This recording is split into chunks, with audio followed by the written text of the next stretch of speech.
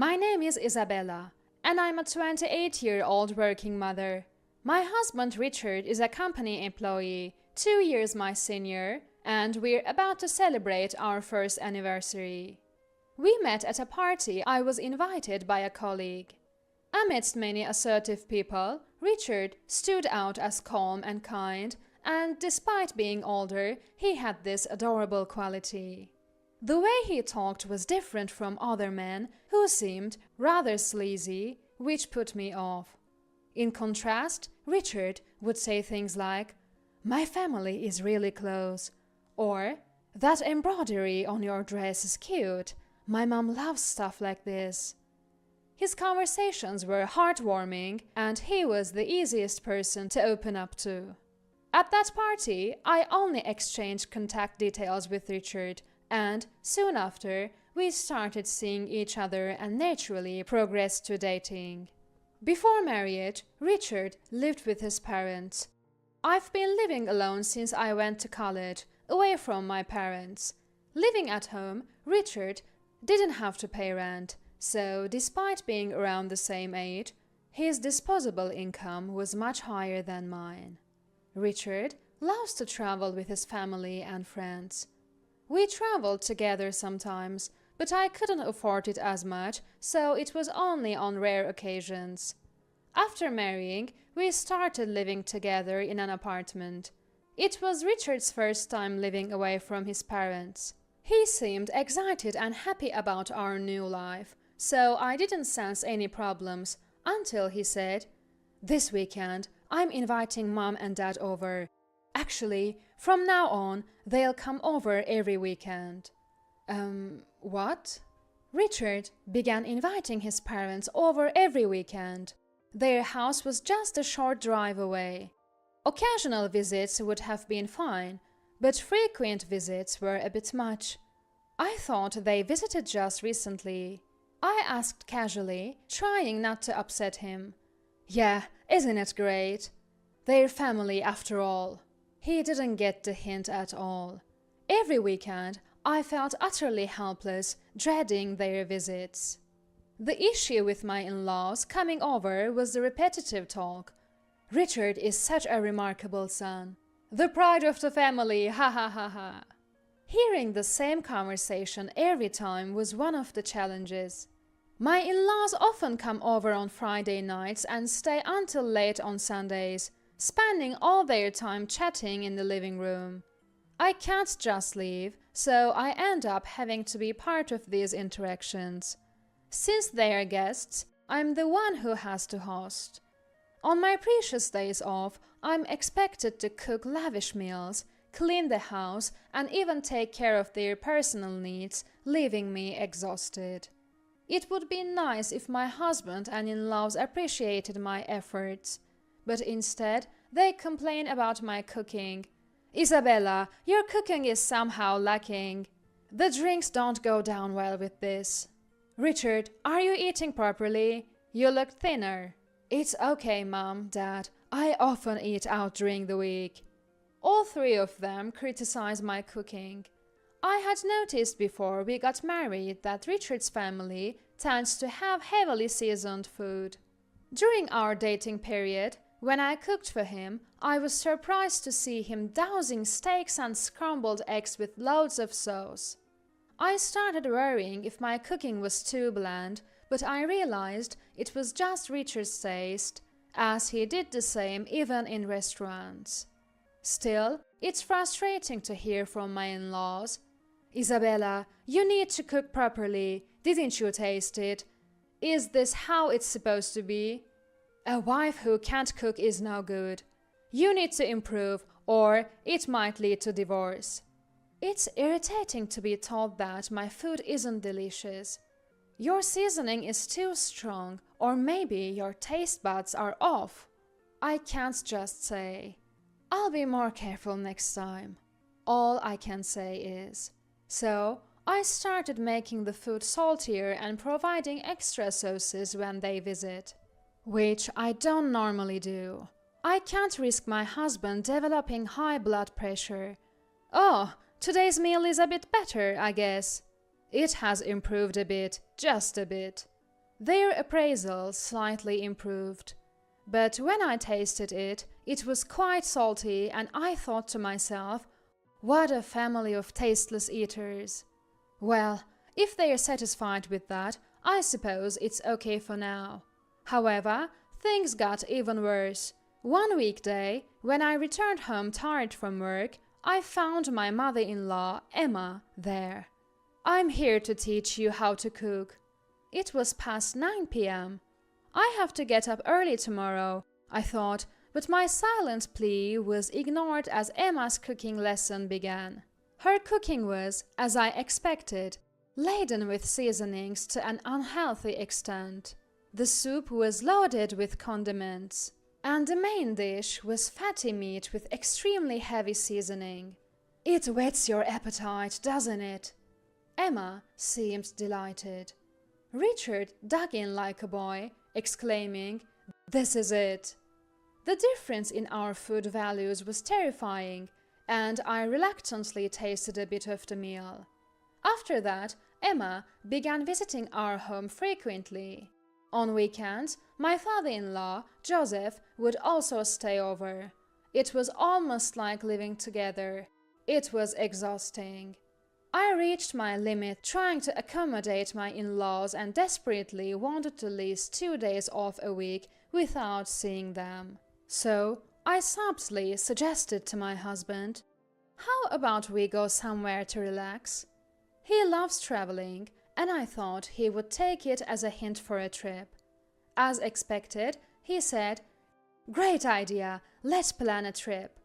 He began planning the trip. Since moving in together, we had been in an almost co-living situation with his parents, but this would be our first trip alone since our honeymoon. Richard hadn't been traveling with his friends either. I hoped he was saving for our future. The trip he planned was a weekend getaway for 2 nights and 3 days. The destination wasn't far, so we could relax without taking leave. "Thank you," I said, grateful to my husband for planning it. "Yeah, leave the trip planning to me," he said proudly. In hindsight, that was a mistake. On the day of the trip, while waiting for the bus to our destination, Richard was looking around restlessly. "What's wrong?" I asked, but I realized the reason before he could answer. "Oh, good, we made it in time." "Hey, Richard, sorry to keep you waiting." To my surprise, my in-laws had shown up. I looked at my husband apprehensively. "Come on, both of you, we're almost late for departure. That was close." "That was close? No, this is not what was planned. I want my enjoyment back." "What do you mean? When I mentioned the trip, Mom and Dad thought it would be more fun if we all went together," my husband said with a smile. I wish he had at least consulted me, or better yet, stopped discussing everything with his parents. He's already 30, for goodness sake. "Come on, let's get on the bus." "Isabella, don't just stand there daydreaming." "Okay." I wished for my 3-day holiday back. Throughout the trip, the enthusiasm of my husband and in-laws was overwhelming. "Let's have lunch at that restaurant." "Let's go to that place for drinks tonight." All the places I wanted to visit were ignored. Richard kept catering to his parents, paying no attention to my preferences. The worst part was, "Wow, what a great room, Richard."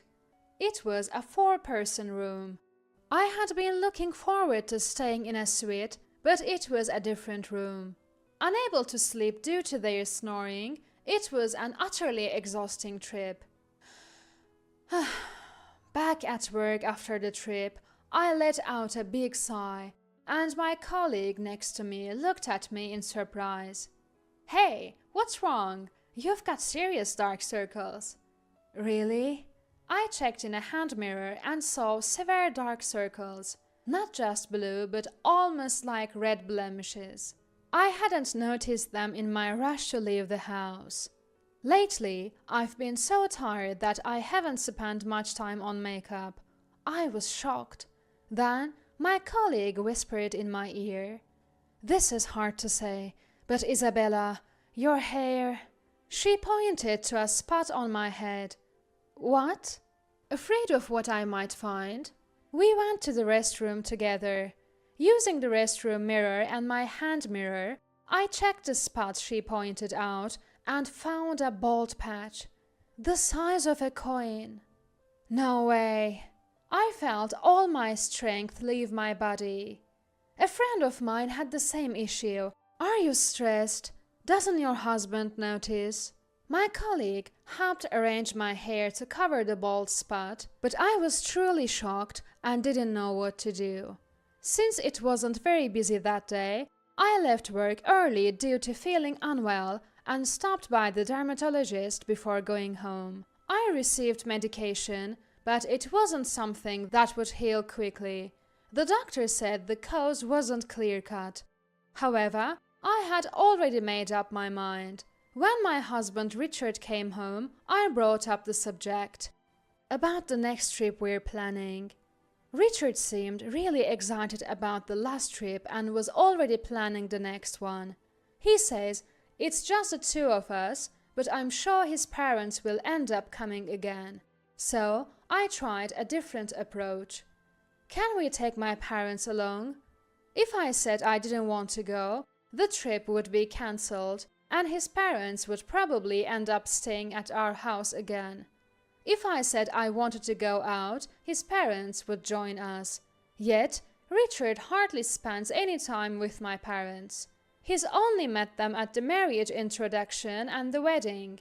I thought this would be a good opportunity for him to understand how difficult it is to spend time with in-laws. But his next words left me speechless. "No, I don't want to. It's tiring and I need to be considerate." What? He makes me put up with his parents all the time and now he says it's tiring?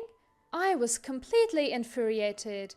Later, my husband, I, and his parents, as expected, went on another trip.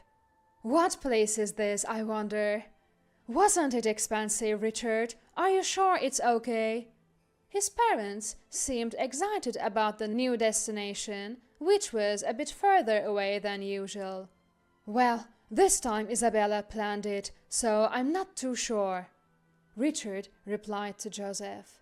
"Yes, I planned this trip. The accommodations, the restaurants, everything was booked by me.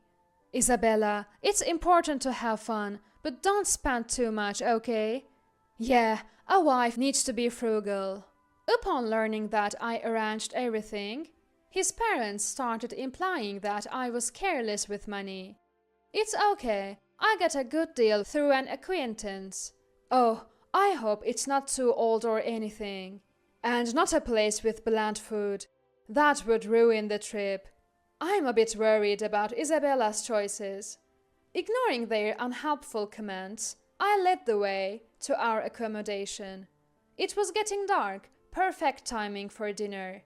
We planned to have our meal at the hotel.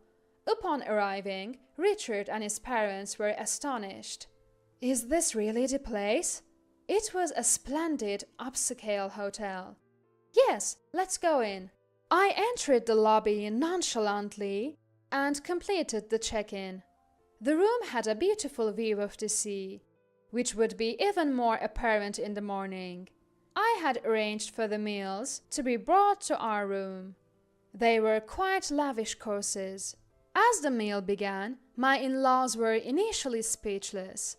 Once the hotel staff who had arranged and explained the dishes left, they started reacting in the complete opposite way. "Places like this look good, but that's about it. It's expensive, but the taste might be mediocre." They began eating, complaining all the while, seemingly unable to graciously accept that I had arranged a stay at such a nice hotel. Then the comments started. "Oh, this is bland. Is there any seasoning? See, it's all just for show. Maybe Isabella's arrangement wasn't such a good idea." All three, my in-laws and Richard, began complaining about the food. I found it delicious, but what could I do with three people whose taste was off? Sitting near the room's entrance, I discreetly summoned the hotel staff without them noticing. I let the staff listen to their gripes and demands for a while. This lack of taste in the food reminds me of Isabella's cooking. Did we come all this way just to eat Isabella's cooking? I was hoping for something delicious on this trip. They effortlessly mixed complaints about the hotel and me, freely voicing their opinions without any prompt from me. This hotel looks old. It must be cheap because it's big. Is this how our son's wife treats us? Choosing a cheap place for us to stay? Don't worry, Dad, Mom. Next time I'll handle the arrangements. They kept eating and complaining.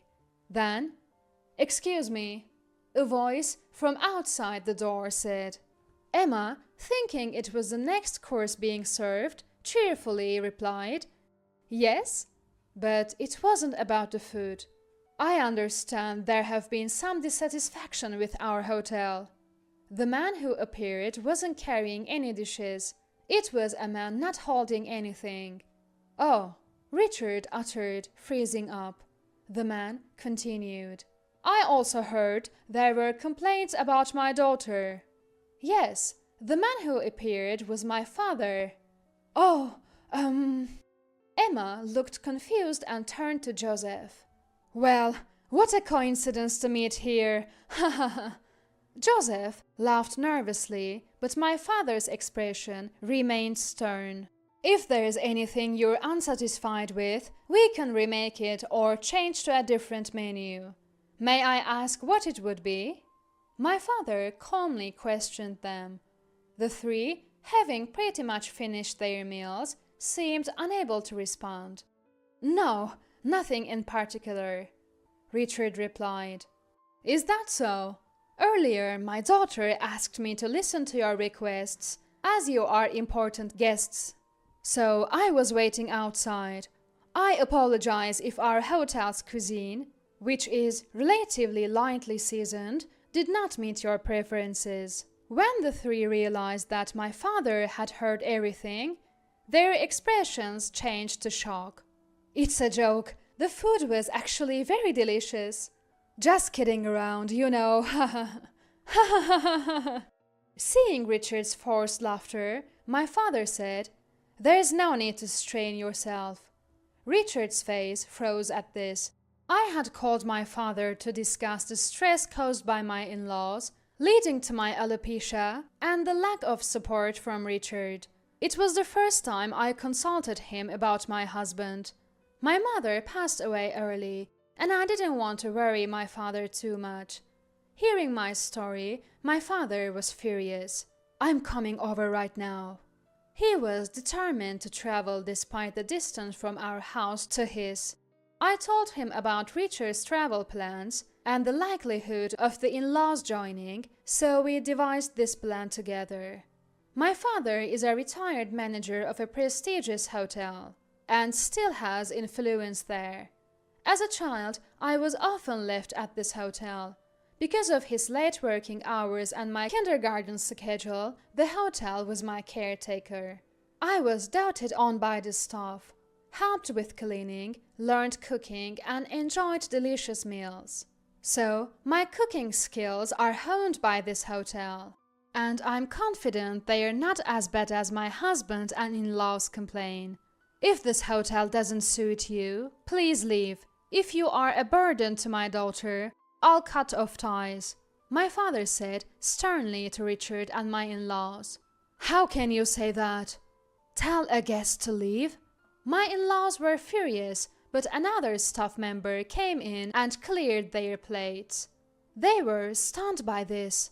"Please leave," my father urged them, and they reluctantly exited the hotel. "Is this a joke? We'll get our money back, right?" they complained, but the money won't be refunded, as I was the one who paid. Watching my in-laws leave, the hotel employees looked at them with disdain. They must have been really uncomfortable. The in-laws' complaints quickly ceased. For once, the usual 3-on-1 criticism against me was reversed, and I felt a sense of relief. After that incident, my husband, not wanting to face me, went back to his parents' house. I compiled all the mistreatment I had endured and consulted a lawyer. After getting an estimate for alimony, I sent the documents to my husband by mail. Startled, he hurried back home, pleading with a near tearful face, "Divorce and alimony? That's too harsh."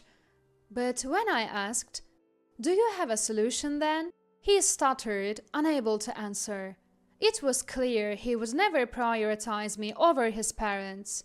"If you want to fight this thoroughly, I can call my lawyer," I warned. He quickly agreed to the divorce. My ex-husband returned to his parents' house, but it turned out he didn't have much money. I had thought his frequent travels before marriage meant he was well off, maybe saving money by living at home, but he was just a spendthrift. Living at home, he managed even if he spent his whole salary. After marriage, when we started sharing rent, his inability to afford travels became apparent. Now, with the alimony on top, travel seems out of reach for a while.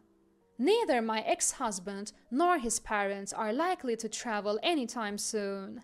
The hotel my father chased them from is a very famous one, well known for its cuisine, and often featured in the media, which my ex-in-laws were unaware of.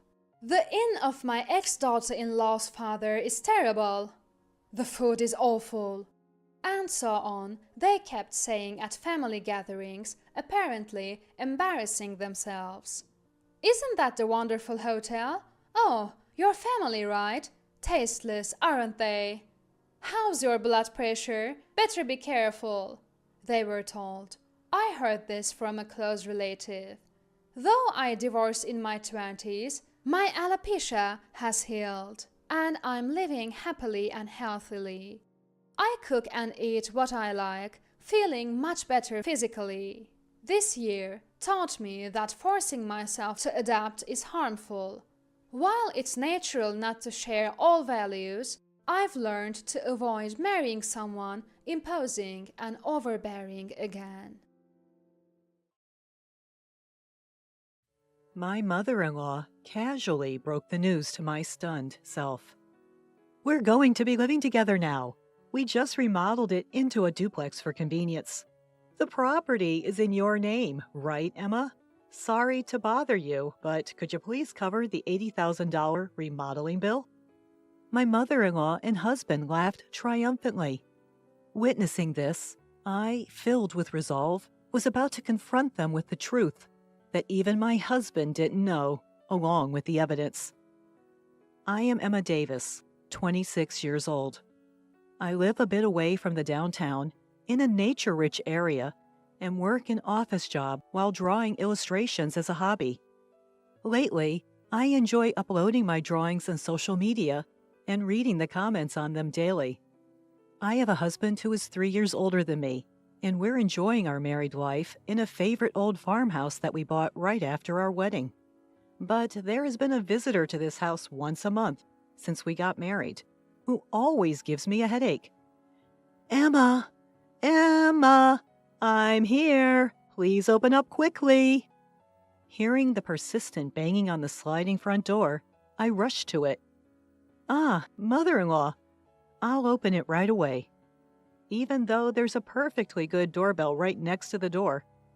I try to make a smile and open the sliding door. "There are so many bugs around here. It's so annoying. Is George still at work? Poor thing, even on Saturday. Oh, I brought some of his favorite food." I see a woman holding a large bag, looking tired from waiting beyond the door. While dealing with her rapid-fire chatter, I paste on a fake smile.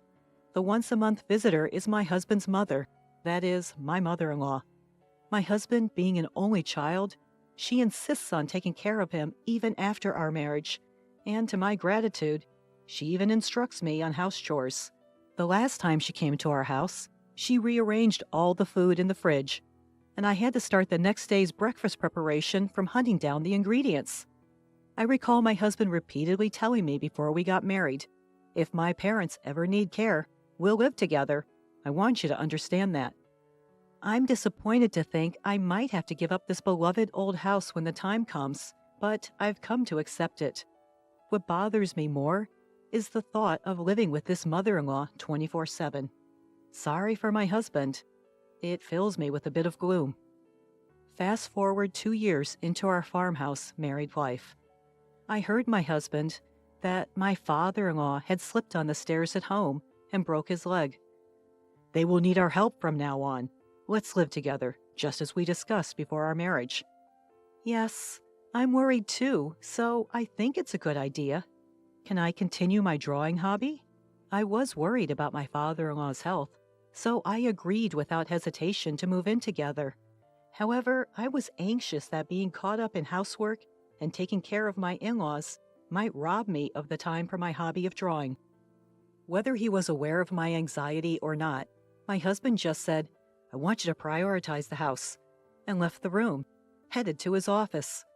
Being left alone in my room, I felt like I had half given up on my selfish husband. While looking back at the illustrations I had drawn up until now, one by one, I began to sort out my feelings. Just as I had made up my mind to live with them, an unexpected event occurred. While I was working as usual at my workplace, I suddenly felt numbness in my hands and feet and was instantly overwhelmed by intense dizziness and collapsed. Thanks to a colleague who immediately called an ambulance, my life was not in danger, but it turned out to be a stroke at a young age after medical examination. Although I had been pointed out high blood pressure in health checks before, I regretted neglecting it without going to the hospital. Including detailed examination, surgery, and rehabilitation, the hospitalization period turned out to be about 2 months. From the discovery of the disease to the hospitalization progressed at a brisk pace, and she realizes that her husband has given her very little concern.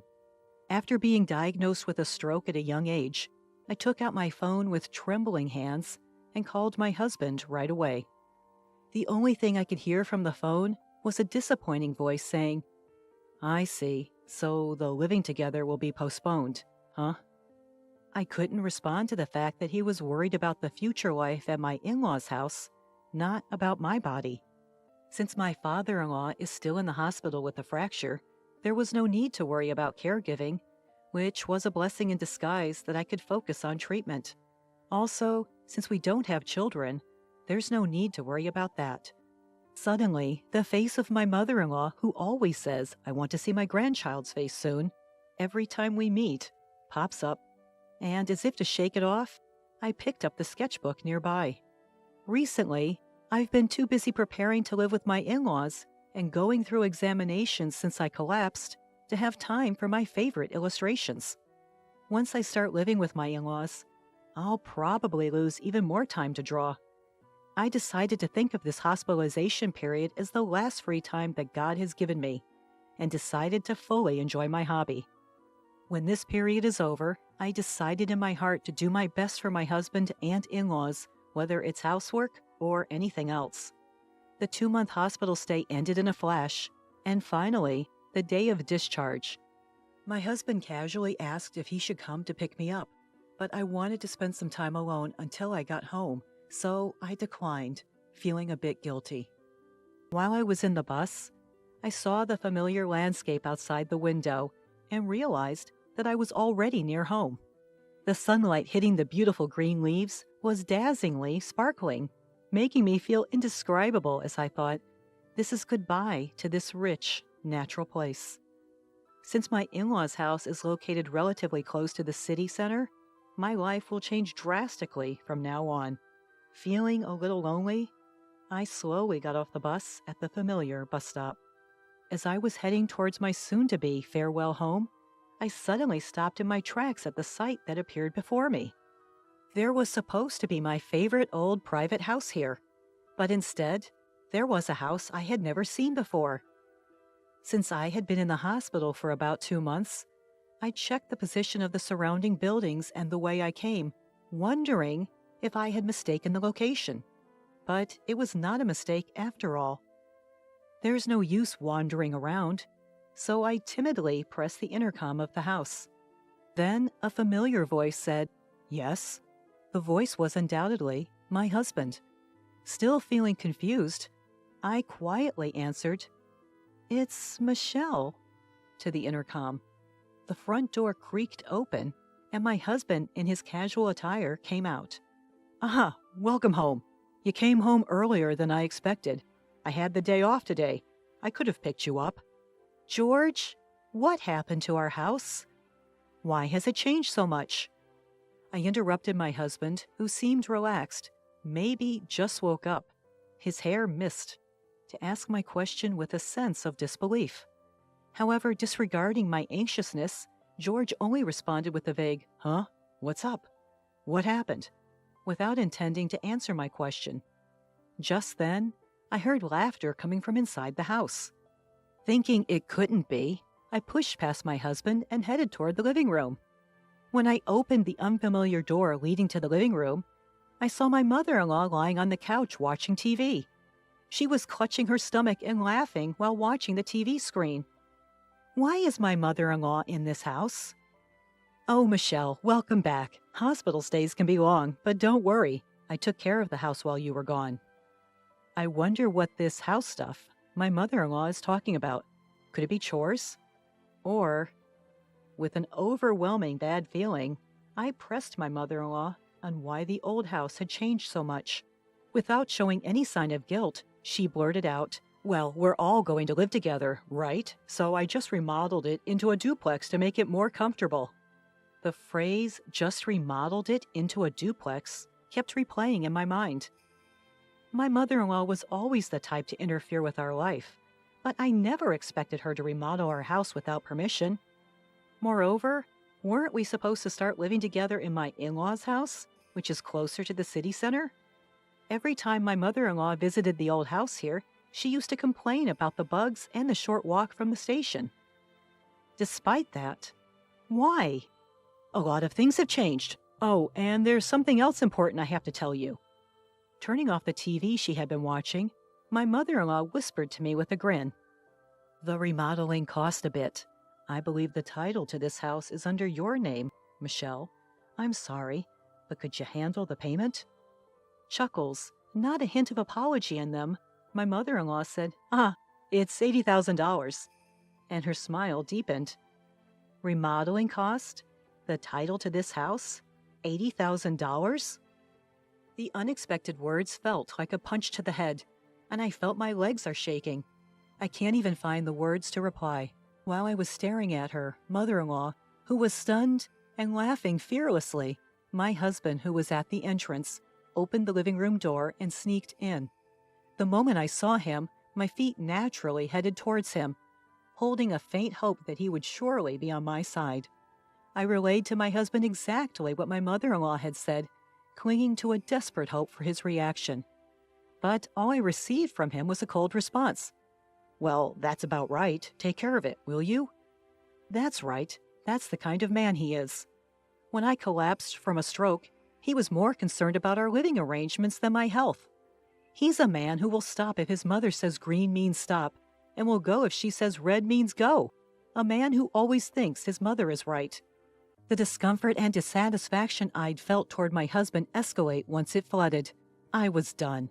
I thought from the bottom of my heart, I would throw this family. "I understand now, George. I am going to divorce you. And mother-in-law? No, Cecilia. Please handle the renovation costs on your own." After declaring this all at once, I turned my back on them and moved to leave the room as quickly as possible. But it seemed they weren't going to let me go so easily. "I've been losing interest in you anyway, so it's no big deal. But remember, this house is in your name, Emma, so you have a responsibility to pay." "That's right. Feel free to leave, but please settle your dues first." I was astonished at the two of them who selfishly made their claims. I cannot help but let out a sigh. Surely, if I turned around, I'd see their smug faces grinning in victory. I refused to look back, standing tall as I replied, "You keep saying the house is in my name, George, but did you forget? The ownership has been transferred to you." I revealed the truth. However, they only laughed at me and believed I was lying, just to avoid paying. That's when I brought up how George had asked me to change the property's ownership when we got married. as he didn't want the house to be in his wife's name for appearance's sake. Since I didn't particularly care about the property title, I had immediately transferred it to his name. Upon hearing this, the laughter of the two who had been so complacent until now abruptly stopped, and I could feel the panic gradually setting in. "I don't recall saying such a thing. There's no proof anyway." Anticipating this response, I turned back to face them, walked past them, and opened a drawer of a shelf from our old house. Let's see. It should be somewhere around... here it is. This is the proof. I took out a document from the drawer where the property and the house ownership were listed and showed it in front of their faces. When I carefully pointed to the part that said the ownership was in George's name, my husband's face turned pale. "That's fraud.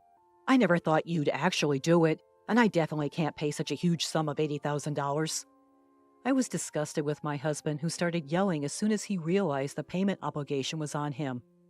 Since a decent conversation seems impossible, let's communicate through lawyers from now on. Cecilia, your son seems to be in quite a pickle, so please take good care of him from now on." Beside my loud husband, I smiled at my mother-in-law, who was standing dazedly, and finally turned my back on them, leaving their home for good. After that, my husband called several times, but I chose to ignore him entirely, decide to communicate formally through a lawyer. Given our already strained relationship and problems with my mother-in-law, the divorce was settled without any issues. In addition, regarding the matter that my husband insistently shouted when he left, change of name is a fraud, was decided that there was an agreement between us because it was changed when they got married 2 years ago. My lawyer assured me with a smile that this is neither fraud nor anything illegal. With that, all the uncertainty inside me was completely dispelled. It seemed that the cost of renovating that house was supposed to be paid in full by me as soon as I got discharged from the hospital.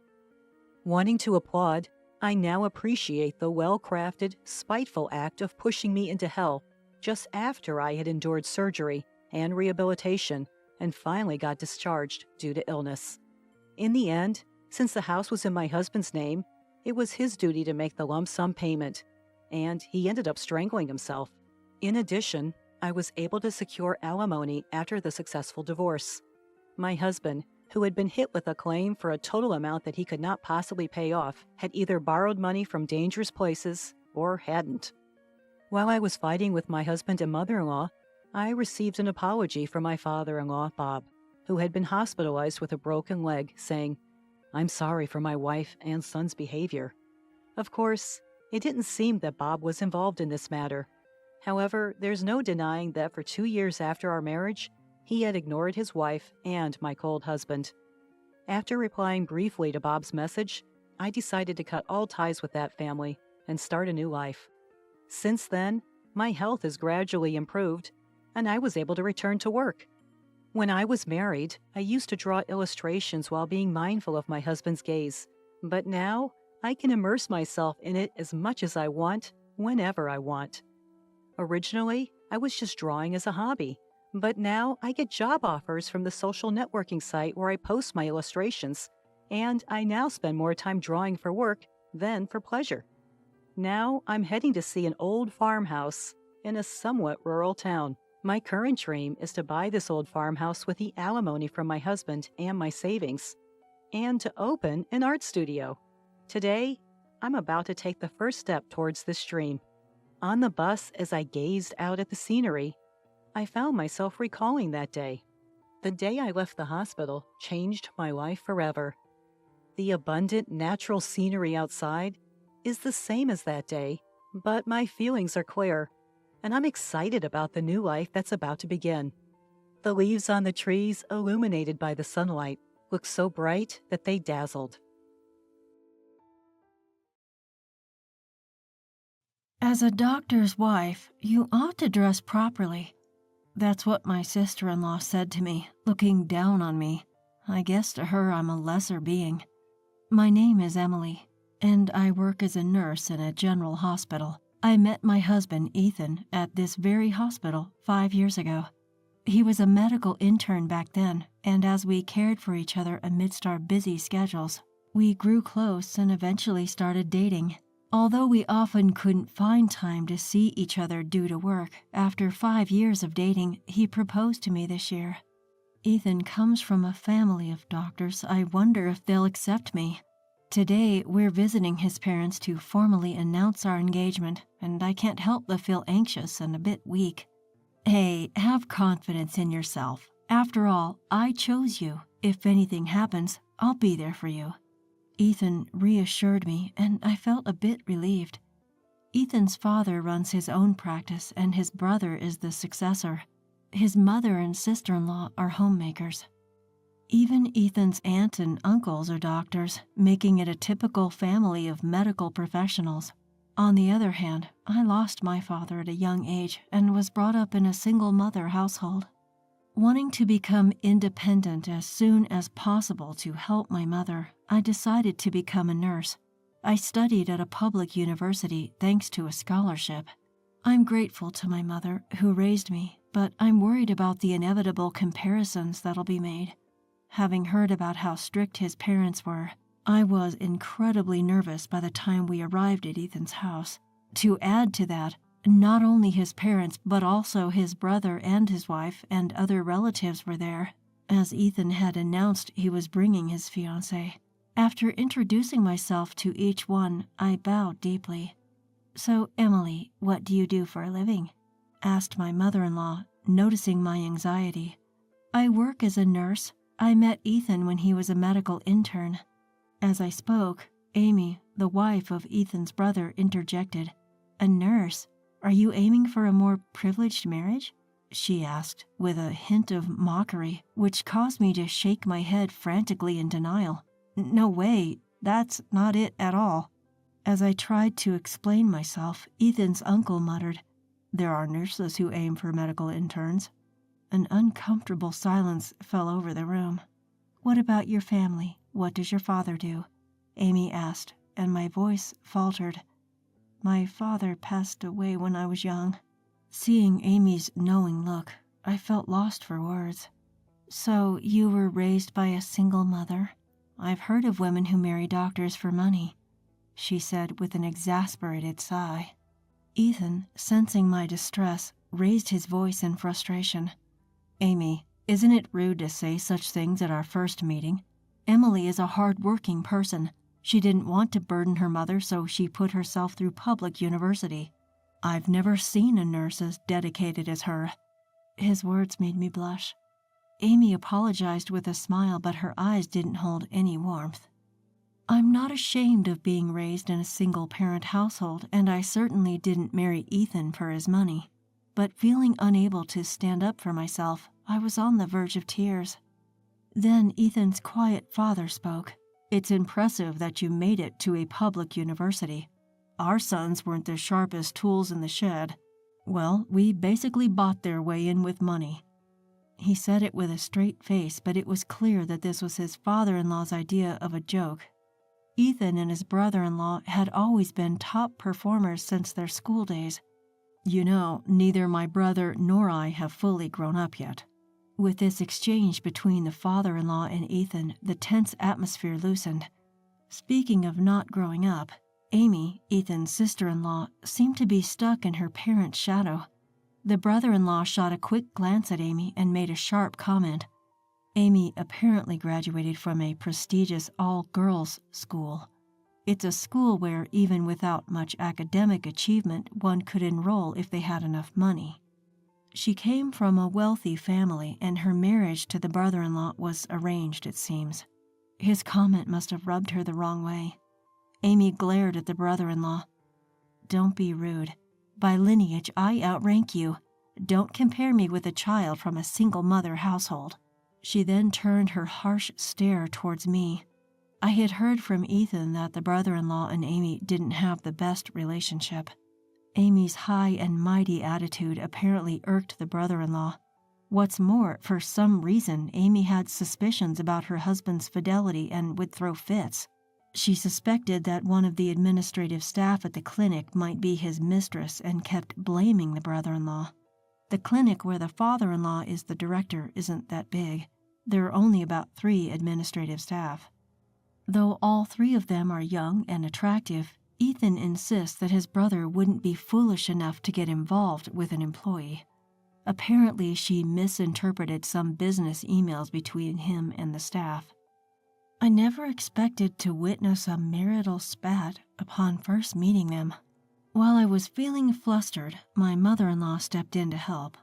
"Stop it. Arguing like this is unsightly." Chastened by their mother-in-law, the brother-in-law and Amy quieted down. Turning to me, the mother-in-law spoke softly. "There will be times when you face harsh words from those around you. Emily, are you prepared to marry into a family of doctors?"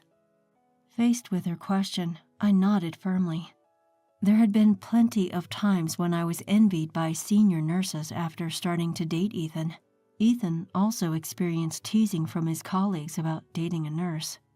Despite it all, we didn't lose heart, and our bond deepened. All I can think about is marrying Emily. I hope you can all watch over us. No one objected, and they congratulated our upcoming marriage. Considering how strict his parents are, I expected them to object. But contrary to my expectations, both the father-in-law and the mother-in-law kindly accepted us. The only one who seemed unsatisfied was Amy, which concerned me. With a successful completion of our marriage introduction, we got registered. Our relationship didn't change just because we got married. The one thing that changed was the frequent invitations from Amy. "Let's go shopping tomorrow. I'll teach you how to dress appropriately as a doctor's wife." Amy often used the phrase, "doctor's wife." I was initially surprised at her invitation to go shopping, especially after her condescending attitude at our first meeting. But observing her, it seemed like she wanted to assert her dominance over me. She would buy and flaunt clothes that were beyond my pay grade. Even today, as we went to the boutique, Amy was buying loads of branded clothes. Seeing the amount, I couldn't help but marvel at how much her husband was earning. "I've told you before, why don't you quit nursing? Supporting a busy doctor husband is the wife's duty, isn't it?" While having tea after shopping, Amy chimed in. Here we go again, I thought. She keeps telling me every time we meet that I should become a homemaker. I consider nutrition. I've never used prepackaged meals. My floors don't have a speck of dust. Are you doing your part as a doctor's wife? Sure, sometimes we rely on ready-made curry pouches and the dust accumulates. It's made me doubt myself, and I've talked about it with Ethan. I asked if I should quit nursing and become a homemaker. Ethan, with a serious face, reassured me. "I want you to continue nursing. I fell in love with you for your vibrant work attitude." He had told me before that he was smitten at first sight, seeing me treat patients with kindness. Remembering Ethan's words, I replied, "I have no intention of quitting nursing." Ethan understands that too. At that, Amy snickered. "Really? I'm sure a low-bred woman like you will be cheated on soon enough. You're only good for your brains after all." Amy suddenly started to look down on me. I won't stand her belittling my household. I lost my temper and gave her a piece of my mind. "So your only claim to fame is that you come from a rich family, right? You don't even get along with your husband. Maybe you should worry less about being cheated on and try trusting him more." As soon as I'd said it, I knew it was too late. Amy's face turned beet red with anger, and she looked like a fiery demon. "How dare you? A woman like you doesn't belong in this house." With that, Amy stormed off. When I told Ethan what happened, he burst out laughing. "You told off my annoying sister, good. She'll cool down after a while." I had regretted what I'd done, but now I felt better. In fact, I was even a little relieved that the invitations to go shopping and tea had ceased. You know, Amy always acts so high and mighty in every boutique. Is she a regular customer or something? Ethan shrugged it off, saying she just loved shopping, but it was on my mind. "Hello, I've got something I want to ask." I dialed up a friend. I thought the next time I would see Amy would be months away, at New Year's, but mother-in-law contacted me the next day about a dinner party. father-in-law was turning 60 and she invited us to celebrate with a high-end sushi meal. The thought of seeing Amy was unpleasant, but I wanted to celebrate father-in-law's birthday. I figured she must have forgotten by now, and I was looking forward to dinner. When I arrived at the restaurant, I saw brother-in-law and his wife approaching. As soon as Amy spotted me, she marched right over, her face stern. "Why are you here? Didn't I say you don't belong in this house?" Brother-in-law and Ethan hastily tried to calm the aggressively confronting Amy. "You better remember what you said. How dare a poor, low-bred woman like you talk back?" Amy's anger continued to escalate. "People like you, raised in a single-mother household, are considered lower class. I absolutely refuse to dine with someone of your status. Get out." Brother-in-law looked exasperated as Amy caused a scene right in front of the restaurant. Then a cold voice echoed through the commotion. "Then go home, you," came a frosty voice. It was mother-in-law. She must not have expected mother-in-law was watching. "Huh?" Amy murmured softly, glancing over her shoulder. "I'm terribly embarrassed by this spectacle outside the store." Mother-in-law's words were met with nods from everyone present. "I only argued back because Emily was being rude. I support my husband so much." Amy seemed to go into hysterics, her voice rising again. "It's Ethan's fault for bringing such a low-status woman into the family in the first place. Divorce her, even now." Her words were utter nonsense. Naturally, Ethan wore a bewildered expression. "Please, don't get more hysterical than this." "It's your fault. You insult my education." The fight between brother-in-law and Amy had officially started. Mother-in-law intervened once more. "I had planned to ask about this later, but if you're going to make such a fuss, I'll ask now. Amy, you're hiding something, aren't you?" At mother-in-law's words, the arguing voices instantly went silent. "Hiding something? What do you mean?" Amy's voice trembled slightly, though she was trying to stay calm. "Emily told me about your shopaholic tendencies." Amy's face turned ashen. "You always talk about a certain department store. One of my friends works there." She had been puzzled about Amy's ability to buy so many brand-name clothes. At first, she thought brother-in-law was very open-minded. But would he really let his wife, with whom he didn't get along, freely make such high-priced purchases? Something seemed off. She thought that maybe Amy was receiving an allowance from her wealthy parents. But Amy had proudly claimed that since marrying brother-in-law, she had never asked her parents for money. According to Ethan, brother-in-law was indifferent to money and let Amy handle his salary and savings. Perhaps that's why Amy had free rein to spend. According to mother-in-law's friend, Amy was a frequent shopper at the store and would sometimes spend hundreds of thousands in a day. But her attitude was so arrogant that the staff found her annoying. "Also, Amy, aren't you cashing in on a family credit card?" This was just a guess, there was no proof. But it seemed to hit the mark, as Amy turned even paler. "How did you—" She had figured Amy, with her lavish spending habits, was also borrowing money. "You don't even understand the value of money, yet you flaunt your power around town. Don't you feel ashamed as a doctor's wife?" Amy was rendered speechless by mother-in-law pointing out her shopaholic tendencies. "The staff has also complained about your haughty attitude." Even father-in-law, who had been silently listening, couldn't bear it any longer. Amy would wait until father-in-law wasn't around, then visit the clinic to complain about poor cleanliness and scold the staff. The way she treated the 3 office clerks she suspected of having an affair with her husband was appalling. She even demanded that they quit if they had the audacity to flirt with him.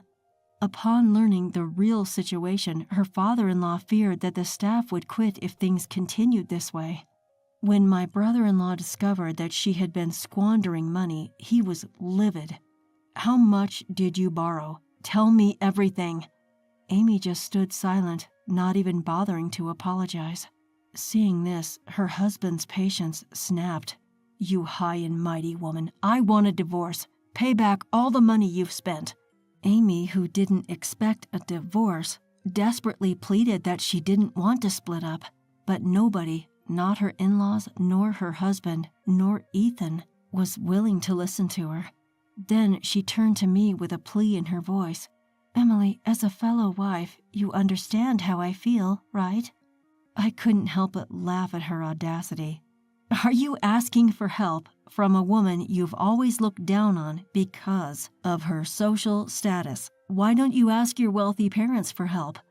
After I bluntly told her off, Amy's head dropped in defeat. And so Amy and her husband decided to get a divorce. Even when she handed in her divorce application, Amy was still causing a fuss. Eventually, her parents came to take her back home. The money she'd spent over time amounted to millions, and Amy, unable to pay it back, went crying to her parents. They paid off her debts, but she's now the talk of the town as the woman who spent her husband's money. It's going to be hard for her to remarry. Her parents are so embarrassed that they're keeping her indoors for now. They've confiscated her cash and credit cards, too. Amy, who used to relieve stress through shopping, is now locked up in her room, I heard.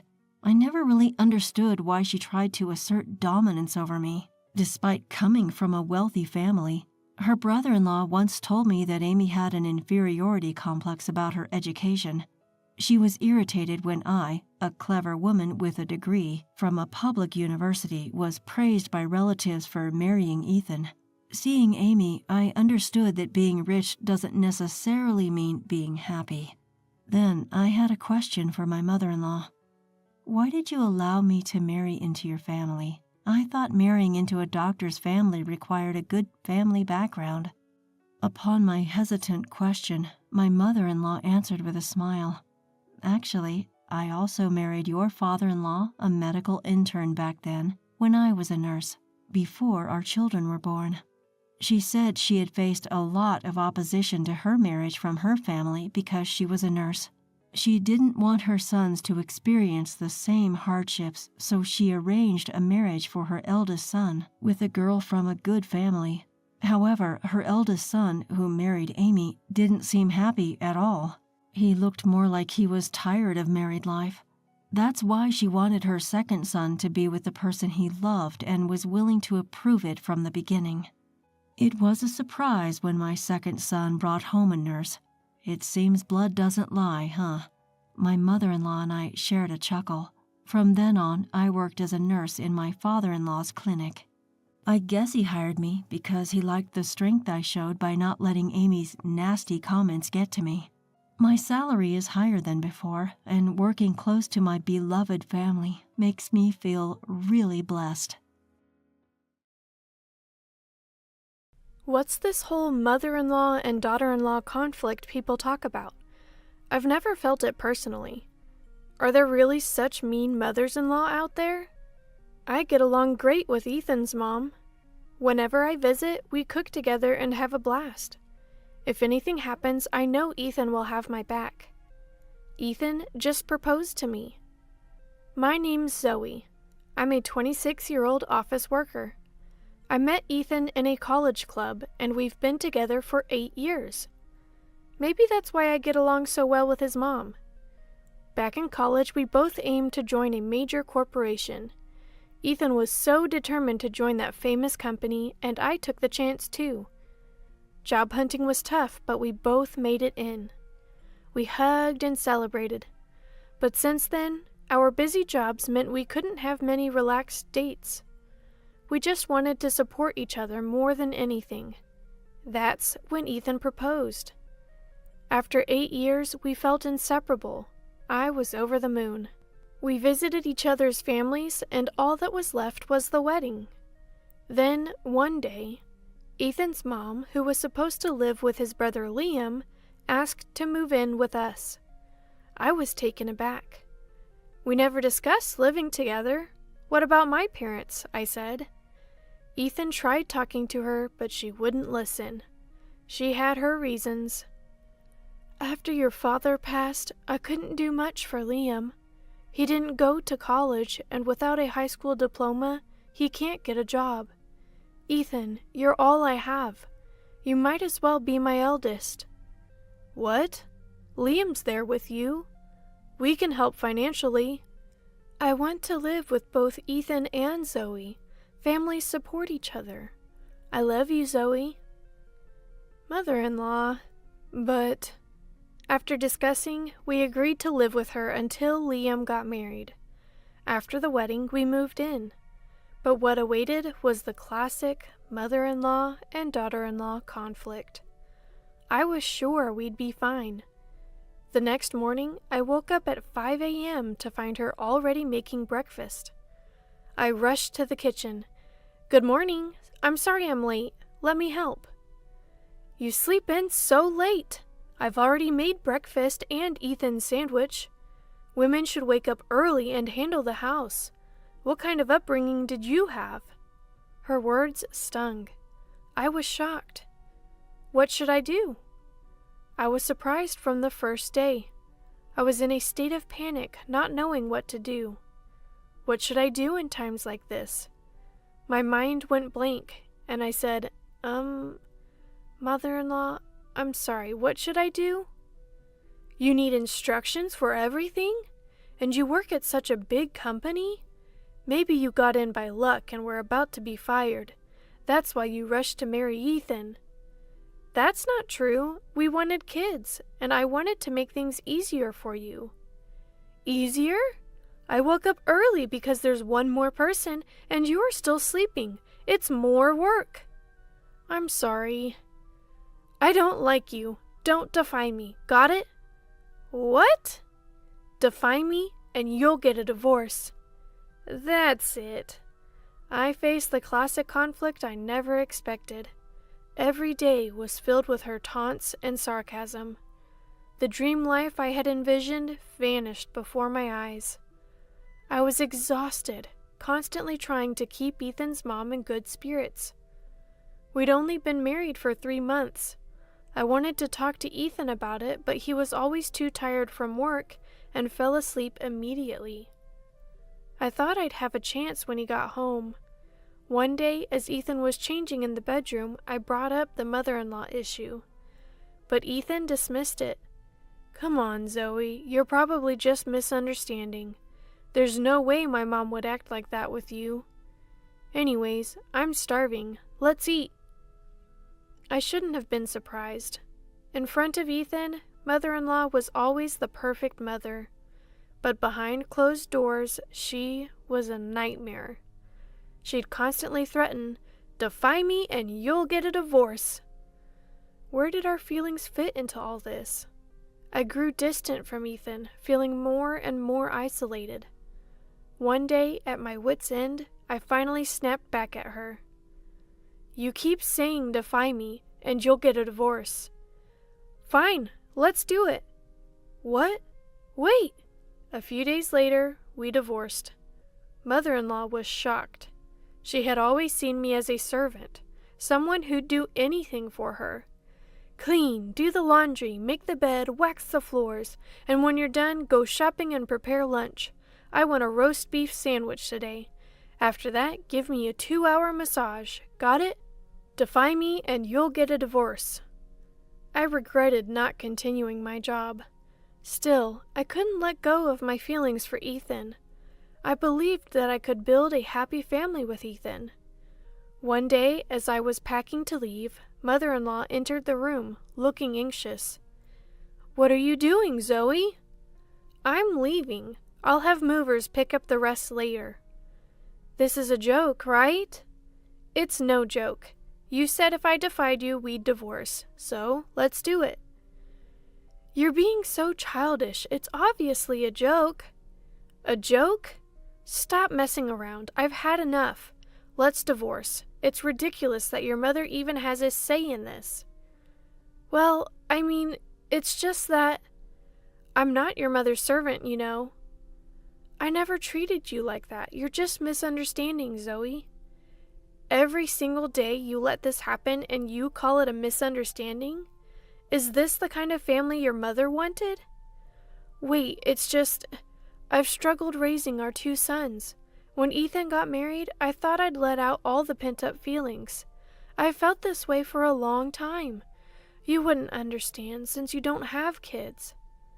What are you talking about? Struggled? Your father left you a house and a good amount of money. Ethan was 16 then and didn't need much care. That's why I said you wouldn't understand. Have kids and then talk. Really?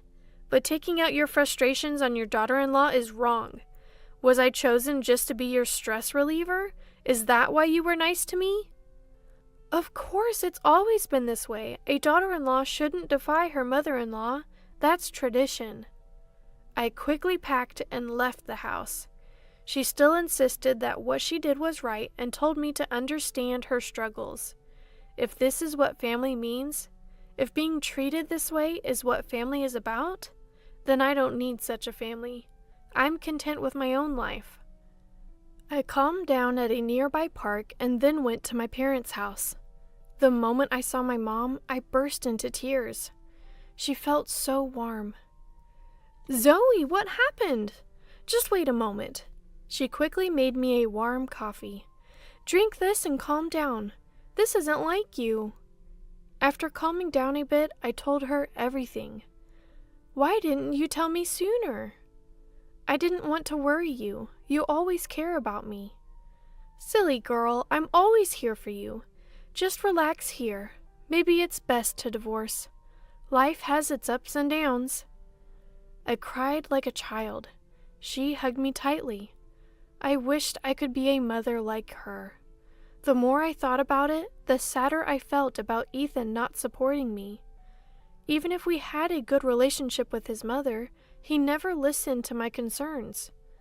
The happy times before marriage felt like a lie after 8 years. I realized the complexity of the mother-in-law and daughter-in-law relationship. Ethan, oblivious to everything, came home as usual. He called me after confronting his mother, but I refused to answer. He kept calling, but I blocked him. I just wanted a break. Ethan kept calling me over and over again. I couldn't help but block his number. I just needed a break.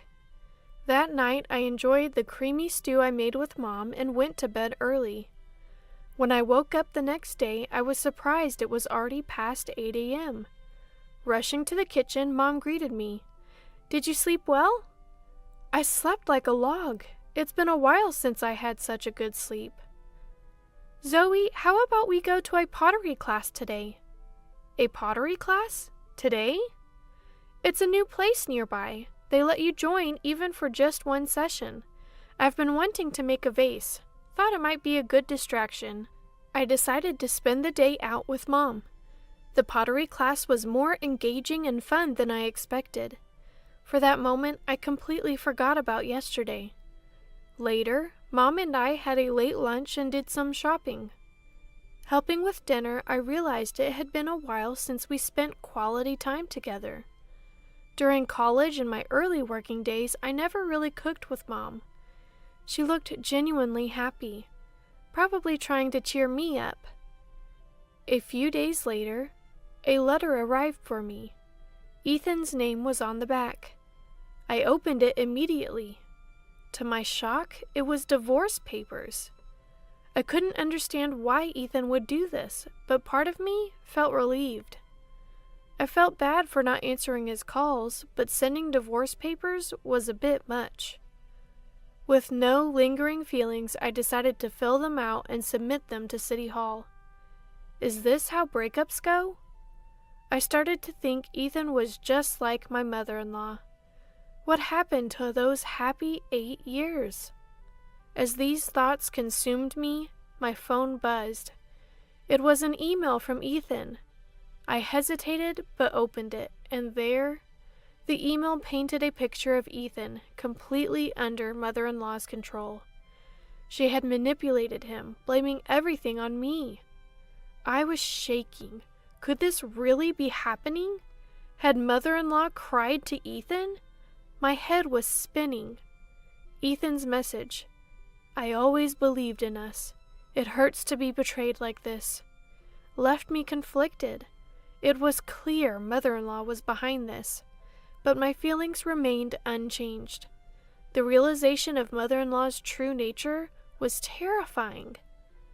Regardless, I decided to submit the divorce papers the next day. The next morning, I went to the city hall and had the papers processed. Surprisingly, I felt a weight lifted off my shoulders. Feeling motivated, I decided to start job hunting. A few days later, I got a call from a former boss. There was an opening in a subsidiary company, and they were struggling to find the right person. The offer was tempting, so I expressed my interest. Then, my phone rang. It was Ethan. Answering, I could hear a frantic Ethan. "Zoe, you haven't submitted the divorce papers, right? Let's forget all about it." "What?" "I'm sorry, I didn't know everything. Liam told me everything. It was all Mom's doing.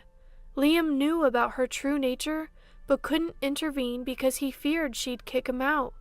He's really sorry." "So what do you want?" "I want to apologize. I'm truly sorry." "It's too late. Please don't contact me anymore. It's over." "What?" "Let's get back together. It was all Mom's fault. I was a victim too." "Victim? You never listened to me." "But I thought Mom was telling the truth. She's always been kind, so I thought you were mistaken." "Do you realize how much I suffered? How hard it was? Mother-in-law kept piling chores on me. You never listened. This is the result." "That's not true. I was deceived by Mom. Let's start over. I've rented a place near your house." "I'm not interested, and the divorce papers have been processed. It's over." "What? I shouldn't have sent those papers. It was all Mom's idea." "You always blame Mom. Liam seems to understand better. He's not just playing games at home, he's working." "What? I thought he was just playing games." "That's another lie from mother-in-law. You two are perfect for each other. Goodbye." "Wait, let's try again. Zoe! Zoe!" I hung up feeling a sense of closure, as I realized that it was already over, and so I started a new chapter in my life. "Zoe, it's your first day at work. Here's a sandwich." "Thanks, Mom. I'm running late. I'll make my own tomorrow." "Take care." "Will do. Bye." I felt refreshed. A few months later, I was promoted to manager. Work was fun and my colleagues were great. I looked forward to the future. Maybe I'll take a break from dating. I'll take things slow. Hey, what's going on? This is not what we discussed. Quiet down. I don't want to drop out at my son's wedding. Well then, I won't come. This is an unthinkable incident that occurred at my brother-in-law's wedding. My name is Caroline. I'm a 30-year-old working housewife. I married my husband Steven 5 years ago. We're thinking it would be nice to have children at some point, but for now, we've decided to concentrate on our careers. I was raised in a single-mother household. My father passed away due to an illness when I was in elementary school. It turned out to be cancer. To pay for the high medical expenses, my mother worked tirelessly, and unfortunately, it took a toll on her health. Even after that, she kept working to raise me, but by the time I was in middle school, she could hardly work. Her health had seriously deteriorated, and she could only imagine to work part-time a few days a week. But my mother, who had lost her husband and had no other relatives, had no choice but to work to raise me. I wanted to go to high school, but the desire to help my mother was stronger, so I decided to work after graduating from middle school. However, when my homeroom teacher found out about this during a career guidance session, he naturally opposed my decision. "Caroline, it's going to be tough for you to start working right after middle school. The future options will be limited. At least, you should consider high school."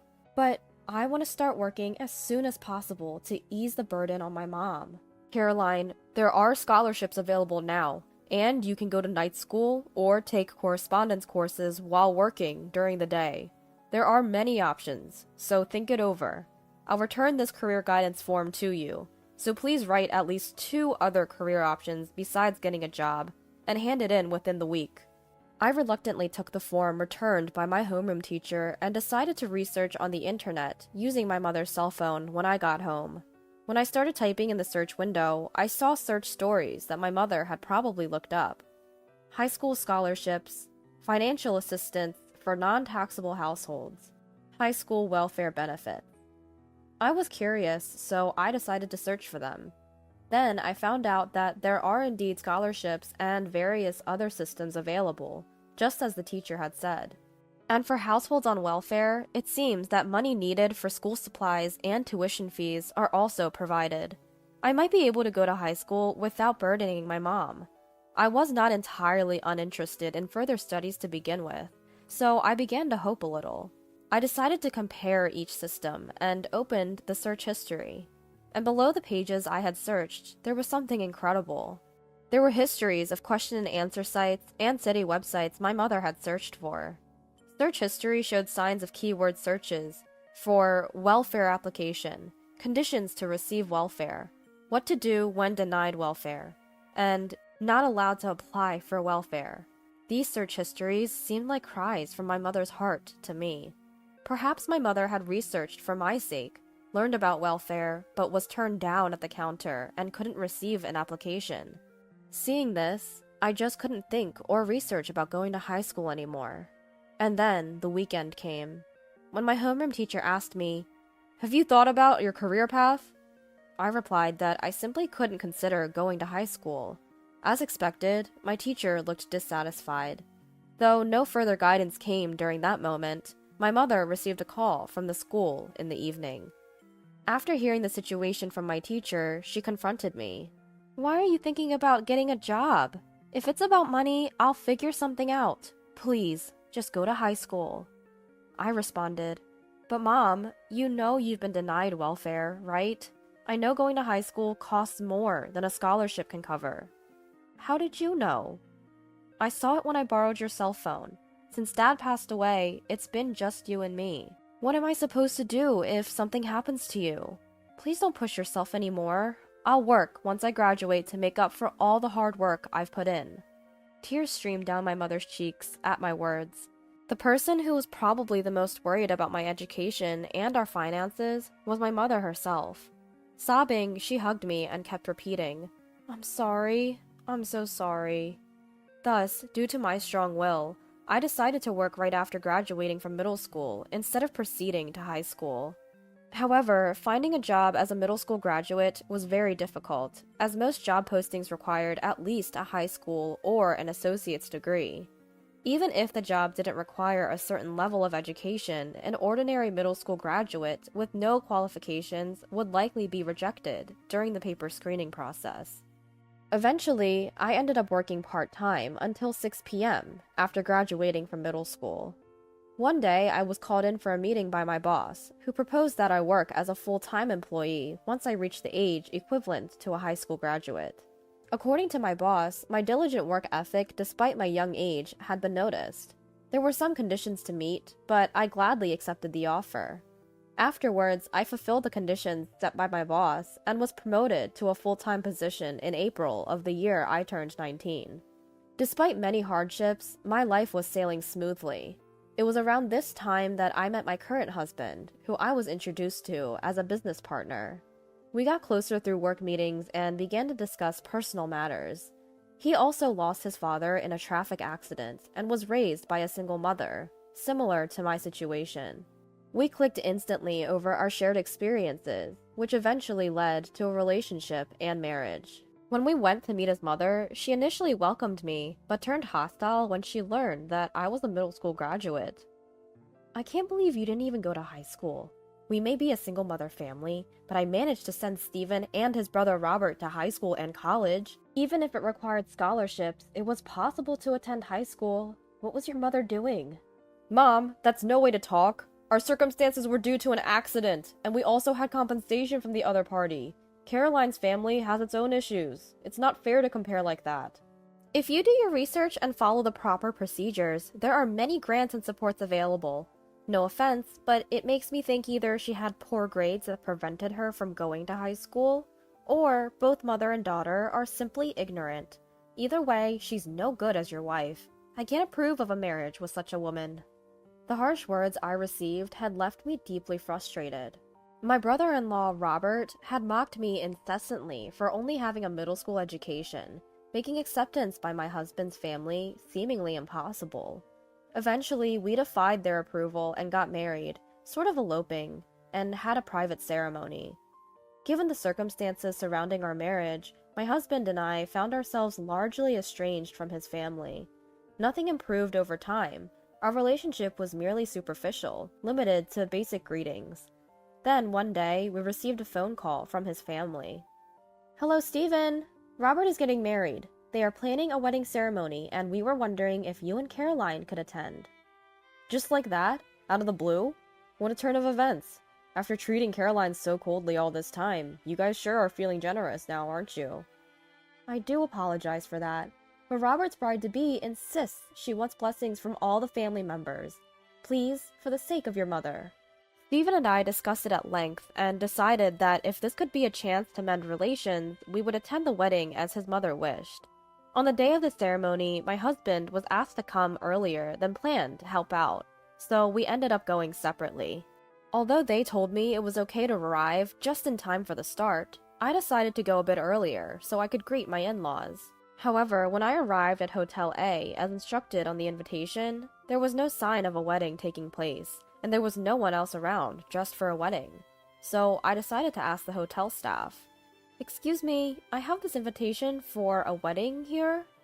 The staff member gave me a puzzled look and said, "Could you please wait a moment?" and went to the back, leaving me to wait for a while. After waiting for a bit, the staff returned with a response I could not have anticipated. "I'm sorry, but there are no weddings scheduled at our hotel today." What? But it clearly states this hotel's name, right here. I double-checked the invitation with the staff, but the hotel's name printed there was undoubtedly correct. Just then, my phone rang. It was Stephen. "Caroline, where are you?" "I'm at the desk of Hotel A. Stephen, where are you? They are telling me there's no wedding here today." "Why are you there? Didn't you get the call from my mom this morning? The schedule and venue have changed." "What? I didn't receive any such call from your mom." "No way." "Hold on, I'll get there as soon as possible. Where is it and when does it start?" "It's at the chapel in Hotel B. The ceremony starts in 20 minutes, but I don't think you can make it in time from there." The location Stephen gave me was on the opposite side from Hotel A, past our home. The turn of events led me to believe this was his mother's doing. "Stephen, can you hand the phone to your mom?" I decided to confront her directly over the phone. "Hello, Caroline. Why are you calling at a time like this? We're quite busy." "Don't play dumb. What's going on? I just got a call from Stephen and the story doesn't match up. The time and location of the ceremony are totally different from what we were told. And you lied about contacting me. What are you trying to do?" "You're such a nuisance. Even if you're not the brightest, try to read the room a little. Your presence would spoil a special occasion like this, and it's embarrassing to have a dropout, so don't come." "Fine." Suppressing my frustration, I reached out to a certain person. Meanwhile, in the groom's waiting room at the wedding venue, Stephen was having a heated argument with his mother and brother. "Mom, how can you say that to Caroline? And Robert, why was the content of the invitation sent to our house different from the others? Were you deceiving us from the start?" "Huh? What are you talking about? As long as you're here, everything will look fine. And it won't be a problem even if the dropout isn't here, right? Don't you dare stop belittling my wife any further. Stephen, Robert, both of you, stop it. This is right before that important ceremony.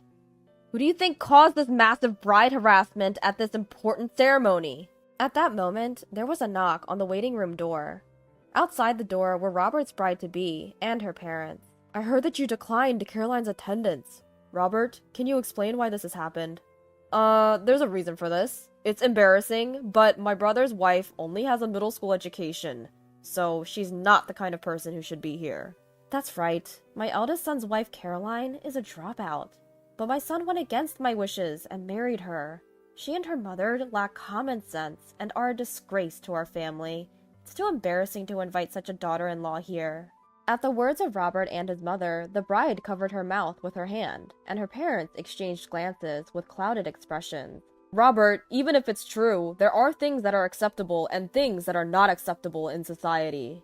The bride's father said so, showing the screen of his smartphone. What? How did you get a hold of that? What the bride's father showed to everyone present was the image of the invitation sent from the in-laws to us. Actually, the bride's father is my former boss. Although he is no longer my direct boss due to a transfer, he was the one who did everything he could to help me get promoted, and I owe him a lot. Also, the bride had once worked part-time at my workplace, so I was acquainted with her. It seems that you and your son have a misunderstanding. My daughter and I know Caroline very well, and she's not the person you describe. She was a child who struggled with her family environment, but she's always been a dutiful daughter who loves her mother. She never forgets to be considerate to those below her, and she took good care of my daughter when she was working part-time for work experience. What? But... As Robert stammered, this time the bride spoke. What my father says is true. When I was in high school, I used to work part-time at his office. Being young and naive, I wasn't well liked by my coworkers. But Caroline always stood up for me. She also helped me when I was being bothered by a difficult customer, and she always took the time to explain things that I didn't understand at work. My father and I are truly grateful to Caroline, and to think that someone would treat our benefactor in such a way. At the bride's words, her mother-in-law was shaking with anxiety. She began to shout, obviously at the end of her patience. Well, education is important, isn't it? I made sure my sons were well educated, so I wouldn't be ashamed to introduce them anywhere. Even made sure they graduated from college. And in this day and age, to only have a middle school education? Unless there's a very good reason, it's expected to at least graduate from high school. If they can't do that, it's simply a lack of effort on the part of both the individual and the parent. There was indeed a very good reason, at least for Caroline and her parents. And she, having joined the workforce right after middle school, worked hard. Didn't you hear from Caroline herself? She acquired her high school equivalency diploma as part of the requirements for her promotion. Actually, I took a high school equivalency exam as a requirement to be promoted to a full-time position. The exam covered the content equivalent to 3 years of middle school and 1 year of high school. As I had been away from academic studies, I had forgotten even some of the things I had learned. I studied between work and after returning home, sometimes getting help from others, and somehow managed to prepare in time for the exam. The content was mostly basic, and I passed with flying colors. A high school equivalency exam is a national examination, and passing it means the government recognizes you as having the same level of academic abilities as a high school graduate. Can you please stop referring to Caroline as a dropout from now on? It's unpleasant. And I can't possibly allow my precious daughter to marry into such a horrible, abusive family. It's fortunate that the wedding reception and the registration of the marriage haven't happened yet. We'd like to pretend this wedding never existed. Meanwhile, at the wedding venue, unaware of the drama unfolding behind the scenes, the guests were anxiously waiting for the reception to start. However, as time passed with no sign of the ceremony beginning, the venue staff began to hurry about. An uneasy atmosphere began to spread, and the guests started to feel suspicious. Then, a solemn voice came over the speakers. Ladies and gentlemen, thank you for your patience. Unfortunately, the wedding scheduled for today has been cancelled due to unavoidable circumstances. The bride's father has a message for you. I'm the bride's father, as introduced. Despite your efforts to adjust the schedule for today's occasion, I deeply apologize for the sudden turn of events, and I am sorry to inform you that due to the discovery of malicious harassment from the groom's side, the marriage has been called off. I take full responsibility for not noticing this until now. The reception has been cancelled, and we will proceed with a simple dinner. All the wedding gifts will be returned, so please be assured. I am terribly sorry for the inconvenience. After finishing his speech, he bowed deeply. How dare you! I was looking forward to this day so much! The discontented mother-in-law stormed the venue, causing a commotion, but was restrained by the staff and dragged off to a side room. The guests left at the reception venue found themselves in an awkward predicament. Some, in a spirit of might as well, carried on with their meals, while others, made uncomfortable or feeling unwell by the incident, decided to leave. Stephen, being a member of the family, went around apologizing to the guests and thanking the bride's father before heading home early. This debacle was caused by Stephen's family and resulted in a broken engagement. As a result, Robert and the rest of his family decided to cover all the costs, including the reception fee, the transportation costs for the guests, and an additional compensation for the bride's side. Due to this incident, my mother-in-law started receiving judgmental looks from relatives. Robert, who had invited his colleagues to the wedding, also found his standing at work had deteriorated. When we got home, my husband apologized to me repeatedly. "Caroline, I'm really sorry about my family's behavior," he said. "It's okay. It's not your fault, Stephen. I want to make things right. I've decided to cut all ties with my family over this incident. I'm utterly disgusted.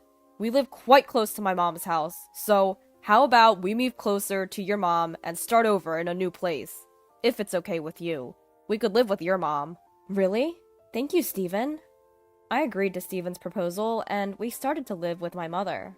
Our interactions with the bride's family have resumed, surprisingly in a pleasant way, all thanks to that chaotic reception. Life is unpredictable, isn't it? Marriage can be tough when you're stuck with weird in-laws. Christiana, the mother-in-law, looks worn out as she seeks sympathy from relatives. And she never gets better at cooking. Have you ever met an adult who can't learn? Layla, the sister-in-law, jumps in, adding fuel to the fire. Enough is enough. Armed with undeniable evidence, I step in front of the family. My name is Natasha, and I'm 29 years old. I got married 2 years ago and work part-time. My husband, Justin, has a full-time job.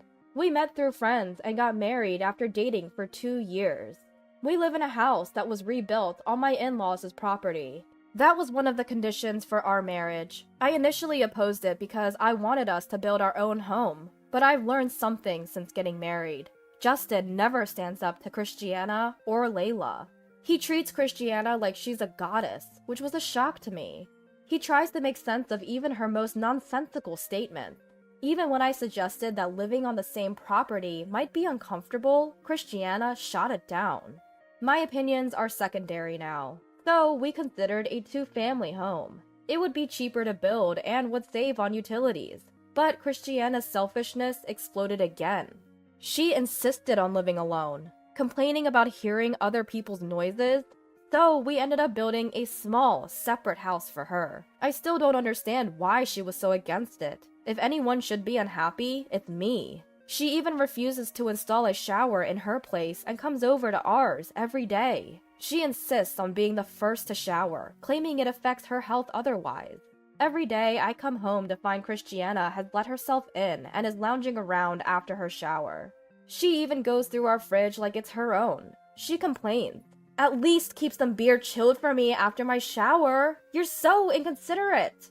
So now we end up having dinner together every day. It's like we're living together, except she has her own big room.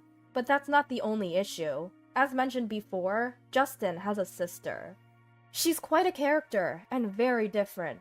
Layla is still unmarried, and with her personality, marriage seems unlikely. She doesn't even seem like she could get a boyfriend. Layla is incredibly wasteful. She lives in an apartment 5 minutes away, but only works part-time. She says, "I'll quit my job when I get married, so why work full-time?"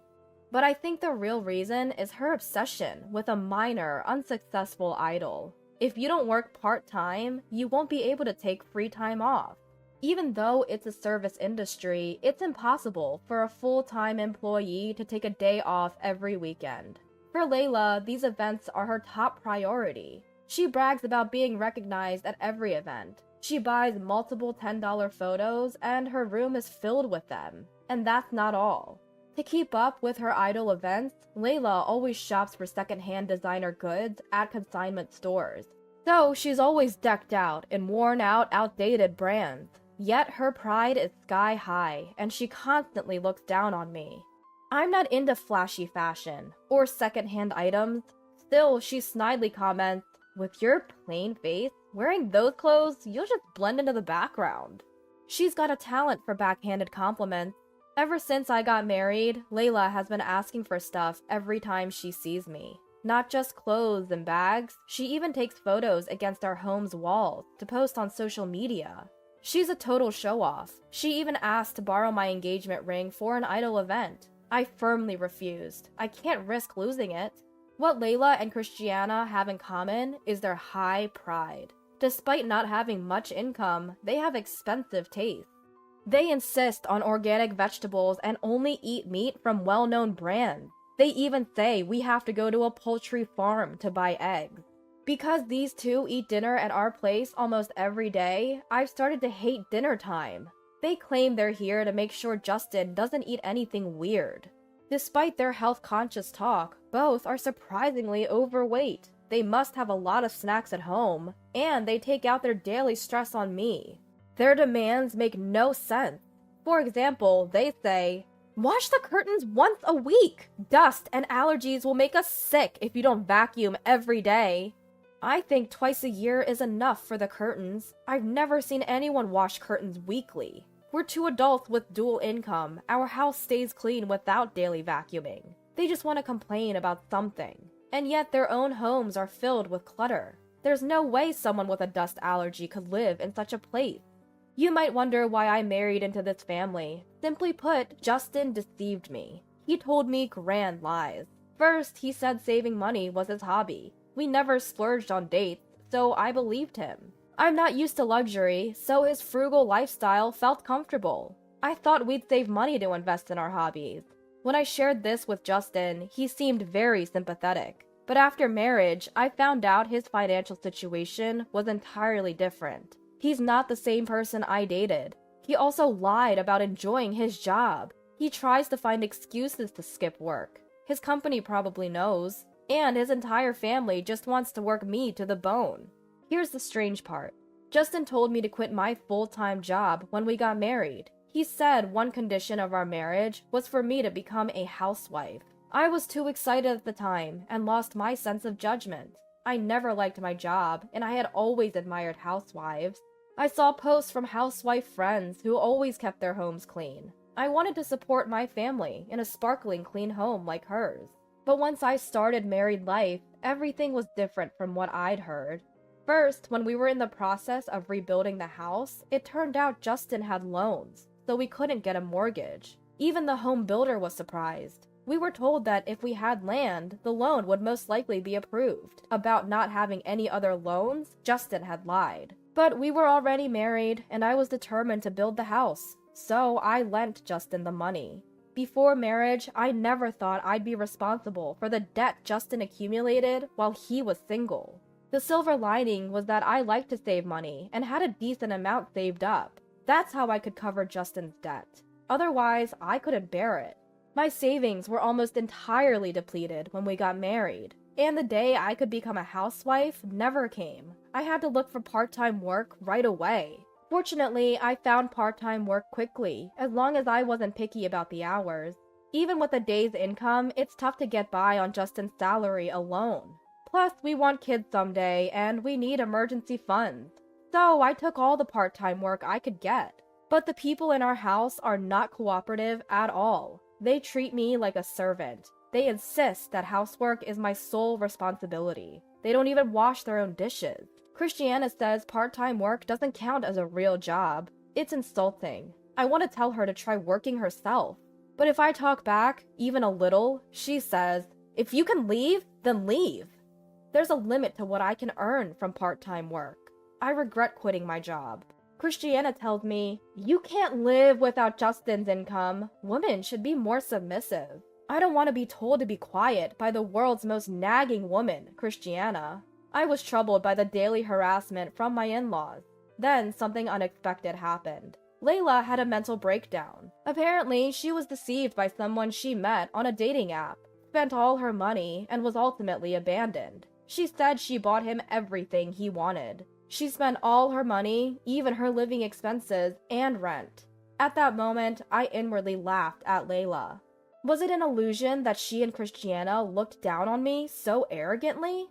But my laughter lasted only a short while. The impact somehow came back to me. Layla had always been living off part-time jobs. She earned enough for her living expenses, but she had zero savings. Well, she's working part-time, so what can you do? If she can't work because of her mental state, she can't pay rent. Not my problem. She should focus on reality instead of chasing handsome men.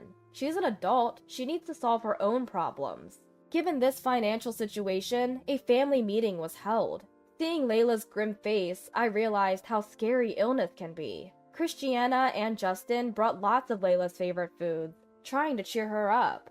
Layla is overweight, so she'd probably be fine without food for a few days. Then Christiana said something shocking to me. Healthy people should work. Natasha, you should send Layla 1.5K a month. I was speechless.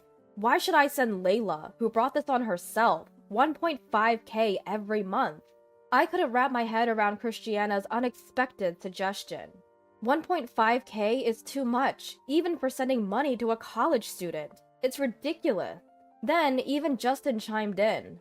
Yeah, let's do that for now. If she doesn't have to worry about money, she'll get better quickly. Right now, let's just focus on her getting better. By the way, most of that 1.5K would go to pay off the debt she'd been accumulating on her credit card. Knowing that, I'm even less inclined to pay or lend her money. Whether she's genuinely sick or just acting, Layla is exuding an aura of unhappiness. If I send her 1.5K, it would eat up most of my part-time earnings. I refused, but the whole family blamed me. Even Justin said, "If something happens to my sister, can you take responsibility?" As if it's my fault she's unwell. Honestly, even if I refused, there's no more money coming from my in-laws. In the end, I had to send the money. Christiana and Layla still don't help with any housework. I wake up at 3 a.m. every day to finish all the housework before going to my part-time job. I send Layla 1K and even pay an additional $500 for her rent. Why should I pay her rent? Well, if she loses her place, she'll end up at our house, which is the last thing I want. Everyone in this house, including Justin, sees me as nothing more than a convenient source of money. 3 months later, Christiana announced that she's inviting all the relatives for a small home party. She said 40 people would be coming. There's no way our house can accommodate that many people. Christiana says, just connect the guest room and the living room. But I don't want to let 40 strangers into my house. In this day and age, social distancing is necessary. I managed to book a nearby restaurant, but I had to handle the reservation, the food, and the payment. Christiana, who's been nothing but trouble, didn't even say thank you. She told me, "You're finally becoming useful. You should thank me, your nurturing parent." At this point, I don't even feel like talking anymore. Relatives often say things like, "You've had a tough day, haven't you?" Or, "Thank you for everything." But Christiana and a now healthy Layla say things like, "Don't praise her too much. She's always such a useless wife. She'll get carried away." It really ticks me off. Then Layla looks at me and says, this is delicious. I'm so glad it's not Natasha's cooking. It's been a while since I've genuinely enjoyed a meal. She's always so careless." "Absolutely, she's always a mess," they say, laughing crudely between themselves. Then to the still single folks, they add, "You really suffer when you marry a weirdo. You should be more discerning." My mother-in-law tries to gain sympathy from the relatives with her tired expression. "She never improves her cooking. I've never seen an adult with such a lack of learning ability." Layla chimes in, saying whatever she pleases. I decided it was time to execute my plan. If you dislike me this much, it's becoming difficult to stay in this family. When I say that, all the relatives look shocked. They're surprised because I've never talked back before. Justin tries to hush me in a panic, but I won't be silenced anymore. I thought this was a good opportunity to expose Christiana and Layla's true nature. I say, "Christiana, Layla, I apologize for being an incompetent wife." They look satisfied. "Good, you understand. Now be quiet, don't meddle in other people's affairs." Other people. At that moment, all my doubts disappeared. I've reached my limit. I can't send money to Layla or pay the rent anymore. The room buzzes with chatter from the relatives. Everyone is confused. I explain to everyone. I'm glad Layla is feeling better. I was worried when she got scammed on that dating app. Christiana desperately tries to silence me, but it's too late. The relatives won't let it go. They all want to hear the details. I tell them how Layla got scammed and became depressed, how I was sending her money, and how I was the only one doing housework because my family wouldn't lift a finger. The relatives are all extremely angry. First off, it seems like no one even knew Layla had a part-time job. She had everyone believing she worked at a big corporation, so you can imagine the shock. Why aren't you working then? Why are you so broke? Questions started pouring in from all the relatives. Seems like she couldn't lie anymore, so she started to spill the beans. When she tried to say she wasn't working due to health reasons, I had to correct her. Come on, stop lying. You're just living life around your failed idol career. Layla glares at me. Justin steps in. Enough! She's finally getting her spirits up. But I know she's been fine for a while. I know she's been attending idol events every day last month. It's infuriating to see her take photos with random guys for $10 each, all on my dime. I exposed everything, from her reckless spending to her debts and the mysterious money transfers. Then Layla starts fake crying, claims I've been bullying her and Christiana. I couldn't believe the audacity, but I had prepared for moments like this by gathering plenty of evidence. When I played the audio of Christiana and Layla bullying me, the whole family was in an uproar. I then announced my decision to divorce. I also told them that I had already packed my bags and was ready to leave the house. My husband was both shocked and angry. He probably didn't like being called out in front of everyone. The relatives were furious with my in-laws, saying, "This is totally different from what we've been told." Their support boosted my confidence. Although my husband was angry, the relatives backed my decision to divorce, and it was finalized without a hitch. We're not a wealthy family, so I couldn't expect any alimony or property division. However, with the help of my relatives, I was able to arrange for the money I had lent and sent over the years to be paid back in installments. I had thought that money was gone for good, so it felt like a win. I got him to sign the divorce papers in front of everyone and immediately filed them. I felt like a weight had been lifted off my shoulders. My mood instantly brightened. No more mysterious money transfers or rent payments. I now have a lot more financial freedom. I'm happy that I can finally buy stylish clothes that I haven't been able to afford for a long time. Divorcing was definitely the right move. After that, my in-laws fell apart almost immediately. Well, of course, they couldn't possibly sustain their lifestyle without my income. My part-time earnings were much higher than my husband, so it was inevitable. He was often skipping work and had switched to being paid daily. He had been lying to me and spending his days gambling. There's no way a household of 3 spendthrifts could ever work out. 4 months after the divorce, I happened to pass by my old house and saw a for sale sign. I couldn't help but smile, thinking, serves them right. Since that family gathering, some relatives have been concerned about me and kept in touch. They often update me on what's happening with my former family. From what I've heard, they can't make ends meet and have moved into an old apartment. It's one of those rare places where the toilet and bath are shared. Proud as they are, Layla and Christiana seem humiliated and even more withdrawn. With no money for outings and 3 arrogant people crammed into a small space, it's no wonder they're at each other's throats. Being alone has made me feel free, and I've started to enjoy my work. People around me have noticed that I've become happier, and I think the divorce was a good decision. In fact, I was offered a full-time position from my part-time job, and now I'm financially stable. I'm amazed at how everything has been moving in a positive direction since the divorce. I now have some financial breathing room and am enjoying investing in myself.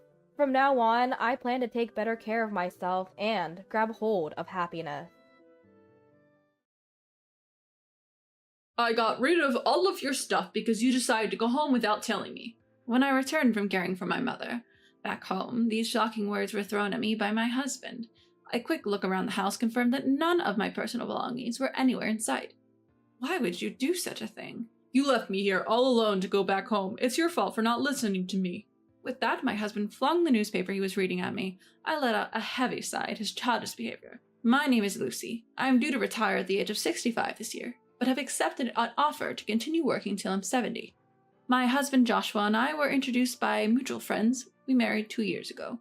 Both of us had been previously divorced and we didn't have any children together. Living as a couple in our late 50s turned out to be more exciting than we'd anticipated, despite our busy work lives. However, ever since my husband retired a year ago and started staying at home, his attitude towards me has slowly changed. From the start of our marriage, he has been somewhat dominant at home. Constant complaints and snide remarks about my housekeeping have worn me down emotionally. As we were newlyweds, I was concerned about our lives in old age. Divorce wasn't an option back then, no matter how tough things got. Well, dinner? I haven't seen someone in such a long time, I'm definitely going. I received a call on my cell phone from a friend from college inviting me for a meal after not seeing each other for several years. We were all so busy that we hardly had the chance to get together, so I immediately accepted the invitation. We agreed to have lunch together the following Sunday. I was looking forward to meeting my old friends and worked hard to make it that day.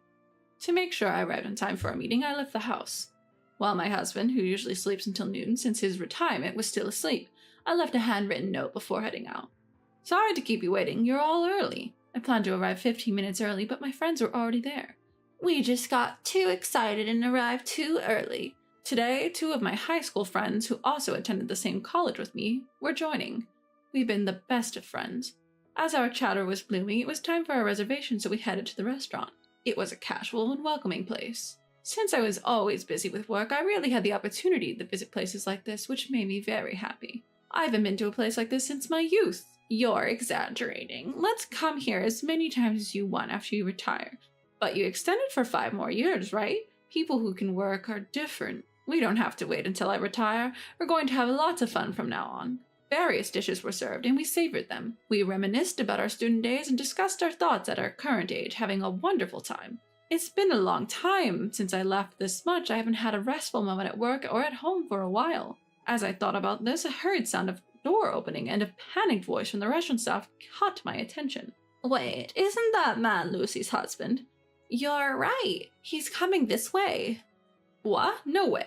Hearing my friend's words and looking towards the commotion, I found my husband with a devilish look on his face heading towards us.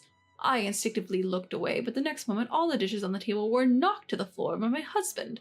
The sound of the plate shattering echoed throughout. In the middle of the uproar in the restaurant, the first to speak was my husband.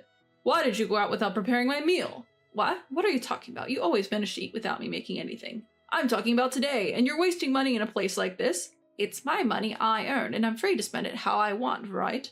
Shut up. You don't talk back to me. You'll lose your income when you retire at 70. I'm telling you to save it. My husband's absurd argument made me raise my voice, but realizing this was a public place, I recoiled and made myself small. Not only my friends, but also the other customers and staff were taken aback and were staring at us. Feeling embarrassed and angry, my face turned red.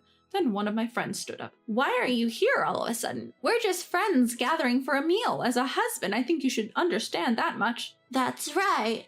Just because you're married doesn't mean you have the right to control her, they said, glaring at him. Relieved at my friend's support, I looked at my husband, and it was evident that he was trembling with rage. Apparently, he was so angry that he did something unthinkable. He took water from the next table and splashed it at my 2 friends. Ah! Hey, what are you doing? I stood rigid, aghast at what had just happened, merely watching my drenched friends. It's because of people like you who take her out that her housework gets neglected. With that, my husband yanked my hand and dragged me out of the restaurant. All the while, the restaurant was buzzing with commotion, and I could not bring myself to raise my voice. Days later, I called my friends to apologize. I'm truly sorry. It's not your fault, Lucy. It's clearly your husband who's in the wrong. To be frank, you should leave him. You'll be constrained in everything you do from now on. My friend said this with an awkward look, but I also thought that I needed to rethink my relationship with my husband after this incident. Joshua has changed, but I can't bring myself to cut ties. Even though I knew in my head that I needed to leave, I was already emotionally attached to my husband after just a few years together. But, as if to mock my feelings, my husband took an outrageous action again. Given the recent incident, I figured I would be able to go out without telling my husband anymore, so I decided to go shopping with him. Do you have any plans today, dear? I'm retired now, so of course I don't. Are you making fun of me? No, that's not it. I was thinking of going shopping. Would you like to come with me? I guess I have no choice. We headed to the shopping center, where we could find anything we needed. Even while driving, my husband looked sullen and seemed to be in a bad mood. We're here. We're here. What did you come to buy? I came to buy my mom's pajamas and such today. The ones she's wearing now have gotten old. When I answered this way, my husband let out a heavy sigh. Why do I have to shop for your mother? He ended up not even getting out of the car. I had no choice but to shop alone. When I quickly returned to the parking lot, not only the car, but also my husband was gone. Thinking it was strange, I called my husband multiple times, but he didn't answer.